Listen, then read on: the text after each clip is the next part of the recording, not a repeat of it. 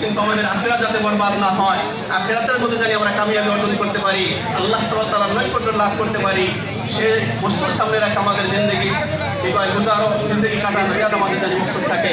আল্লাহ তাআলা আমাদেরকে মারাত থেকে বেশি আমাদের তৌফিক দান করুন।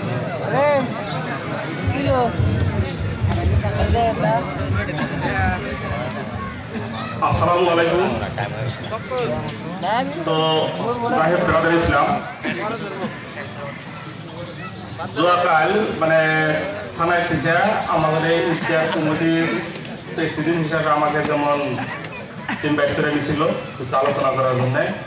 তো আলোচনাটা হলো এটাই যে দেখা যায় যে প্রত্যেক ঈদে আমাদের এই অঞ্চলে যে কোনো না একটা না দুইটা করে আমাদের অ্যাক্সিডেন্ট বা ওইরকম অ্যাক্সিডেন্ট হয়ে মানুষ মারার ঘটনা ঘটেই থাকে। তো এটা নিয়েও থানা কর্তৃপক্ষ প্রশাসন খুব উদ্বিগ্ন যে এই অঞ্চলে এরকম কেন হয়। তো যার জন্যে অগ্রিম বিশ্বাস যে আমরা ঈদগাহ কমিটির তরফ থেকে যদি গেলে প্রত্যেক গার্জেনকে যদি গেলে অনুরোধ করা যায় যে যাতে যার যার ছেলেপেলেরা হয়তো ওভার স্পিডে বাইক চালায়, তো গার্জেনের তরফ থেকে যাতে অল্প রেস্ট্রিকশন নেয়।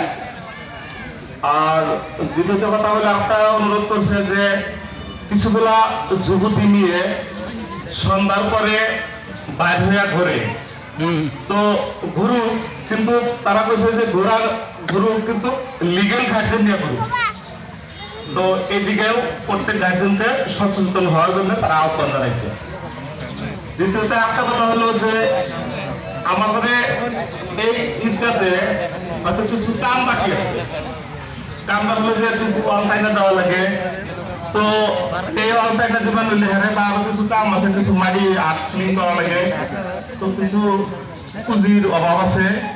তো আমরা এই 5-7 বছর আগেও আমরা যে 10 টাকা দিচ্ছি, আজকাল বছরে আমরা ওই 10 টাকা দিই।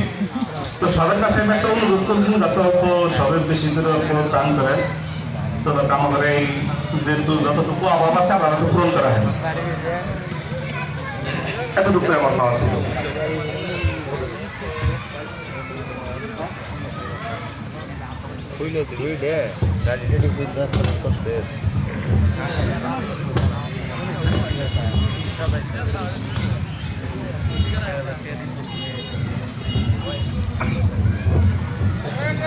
যেহেতু ঈদের নামাজ পুরো 1 বছর পরে পরে পড়া লাগে, আমাদের বহুতের নিয়ম কানুন জানা থাকে না। সামনে যে জায়গা রেখে পাইতে বুঝে মানুষ আগে বহার না, আগে বহ আগে বহে বে আগে বহ কথা হলো তো ঈদের নামাজ আগে বহ বে মেলা জায়গায় পুরা সামনে দিনের জায়গা আছে নামাজ যে সময় আমরা বাড়ি থেকে ঈদের নামাজের জন্য তৈরি